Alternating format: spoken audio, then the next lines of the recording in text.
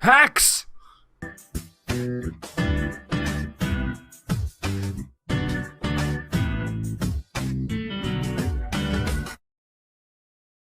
Hello everybody, my name is Meisterbloo, and today I took a look at episode 7 of Netoge, titled, I Thought If I Went to the Beach, I Would Become a Normie. This episode was really sweet. I loved seeing these characters interact in a way that really wasn't online until near the end, because it starts off with them all getting ready to go to the summer camp, which is great because that's where I wanted them to go. I really wanted to see that happen. It's called the 24-hour no net connection camp, and the rules are for 24 hours of this camp, you cannot connect to the game, you can't go online at all. The front goal being to build up strength for the net game groups, but the secret goal is to make it so that Akko thinks that real life is actually not as bad as she thinks, and that it can actually have moments that are better than the net game reality. At first they go to a very nice condo that apparently Master-san's family owns, I think, or just was perfectly okay paying for. It's this really extravagant place, and they all go there, and then the ecchi happens. Yes, this is the most ecchi episode yet in the show, because it takes place at a beach for the majority of this episode, which means we get to see all of them in swimsuits and lathering each other up with sunscreen and whatnot. However, this does throw a couple of curveballs at us with some of its more humorous moments that typically you'd know where it's gonna go, but it sways and goes slightly different to the point where you're just not expecting it a little bit, such as all the girls attacking Rusian with the sunscreen, and you think it's gonna be a super dirty scene, but instead it's just him freaking out, probably because he feels the same way about sunscreen as I do, where you just feel gross wearing it. So by the end of it, instead of being like turned on or something, he's on the ground like shaking like, I'm so defiled. Another moment where that happens is when they're all swimming and they're pretty much done. They're like, alright, that was a good swim, that was a good dive, that was a good whatever. And it's only like they've only been there for like half the day, and they're already like, alright, we're done here. And it sends Nekohime-san into a like frenzy. She's like, this is not what a camping trip is supposed to be. You guys are not done, you're gonna go out there and have a good time with each other and build strong friendship bonds. I love Nekohime-san in this episode. She was great. And then the last one that I can think of where that actually happens is when Rusian's taking a bath and Akko knowingly walks in and is like, I'm gonna take a bath with you, and he like stands up and freaks out, and he's in clear view of her, and she's just standing there, and this is what you typically think in an anime, that she's going to freak out and start throwing stuff at him.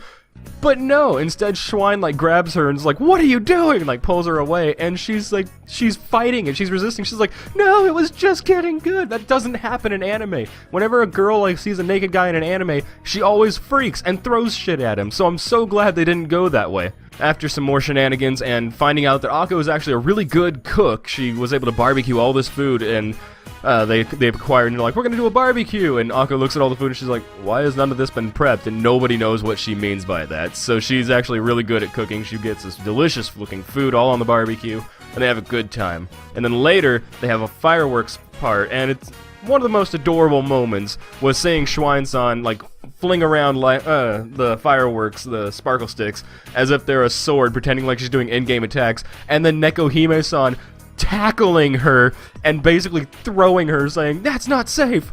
And basically she like stops and looks and she goes, yes, I've done my duty, and then just kind of walks off all proud. It was such a beautiful moment. And it's followed by an even more beautiful moment that tragically takes a turn, because while the fireworks are shooting off into the air, Rusian actually in life confesses to Akko. He tells her that he loves her, and she says, I love you too. And then she says, we make a great married couple, right? And it's like, I don't mean the marriage in the game, I mean a real life.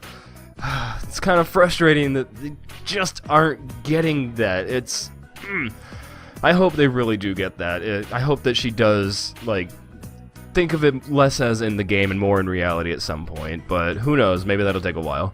After that confession is a failure, they go to another place, an actual huge hotel, and they're there for the Legendary Age video games. Got an event going on where you log in there, and it's like, oh, cool, you logged in. And what it does is such a cool idea, where they take the game characters and they put them in like a new expansion, pretty much, that's only available to the event people, and it's the hotel they're staying in the game. So in the game, they are given the hotel rooms that they were given in reality, And it's like, oh cool, now if you want these really cool items, you can go to the restaurant and like order this food, and each different food has like a different thing you can get in game. It's such a cool idea, but it's like, it's kind of scammy, where it's like, these kids are gonna spend a lot of money on you because they just really want this in-game stuff. And then the ending happened. Oh my god, the ending. I saw this coming, but the show did a great job at distracting me. Because at first, Rusian has difficulty logging into the game, and he's like, oh, they didn't accept my password. And they're like, you just typed it wrong. And he's like, oh, maybe you're right. Plus, Akko was like peeking at my password, and I had to like flicker away. So he types it in, and he's like, okay, log me in this time. And at first, I'm like, I know where this is going. I've played MMOs. I know where this is going. But then they spend all the time distracting you with like all these other things, like going to the restaurant, ordering food, going to the gift shop, ordering stuff, and then actually going to their rooms and talking about how they each have individual computers and everything set up in the room for it. And then Akko makes it kind of clear that she wants to cyber, and she invites Rusian to her in-game room, and Rusian logs out and logs back in immediately, and suddenly is very mean. Like, he looks very mean and like greedy and evil and whatnot. And I know exactly what happened, and I can't wait to see what's going to happen there, because it's got to be somebody at the event who's hacking him. It has to be, because they're at a special event.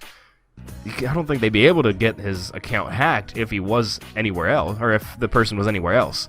So I'm a little curious about that. A part of me is actually thinking that it might be their club leader, Master-san. I don't know why I think that, but I really kind of hope that's the case, because then it's not malicious. But yes, that was episode 7. I will be back here next week with episode 8. I hope you guys enjoyed it. Of course, I will leave a link to where you can watch the show in the description below. And if you like this video, please do me the favor of liking and or subscribing if you want to see more of my stuff.